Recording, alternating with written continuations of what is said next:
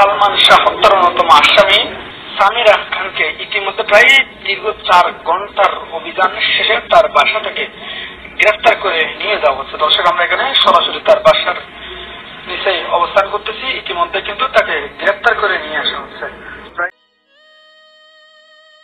4 ঘন্টা অভিযান চালিয়ে এবার সালমান শাহর স্ত্রীকে নিজ বাসা থেকে গ্রেফতার করল পুলিশ। এরকম একটি ভিডিও সোশ্যাল মিডিয়ায় ছড়িয়ে পড়েছে। প্রিয় ভিউয়ার্স, তাহলে এবার কি সত্যি সত্যি ধরা পড়ল আমাদের সবার প্রিয় নায়ক সালমান শাহর হত্যাকারী?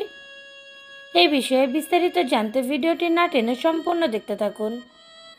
সালমান শাহ হত্যাকাণ্ডে 11 জন আসামির নাম উঠে এসেছে। এর মধ্যে মূল আসামি সালমান শাহর স্ত্রী সামিরা। ইতিমধ্যে জানা গিয়েছে সালমান শাহর স্ত্রী সামিরা হককে পুলিশ নিজ বাসা থেকে গ্রেফতার করেছে। সামিরার সাথে এই হত্যাকাণ্ডে আরও ছিলেন আজিজ মোহাম্মদ ভাই এবং চলচ্চিত্র অভিনেতা ডন। বাকি আসামিগুলো বর্তমানে দেশের বাইরে আছে। পুলিশের তথ্য অনুযায়ী সামিরা হককে এখনও অ্যারেস্ট করা হয়নি। ডন এবং সামিরা হক দুজনই এখন পলাতক আছে। পুলিশ তাদেরকে হন্যে হয়ে খুঁজে বেড়াচ্ছেন। যে ভিডিওটি সোশ্যাল মিডিয়ায় ছড়িয়ে পড়েছে, মূলত এটা সামিরা হককে ধরার ভিডিও না।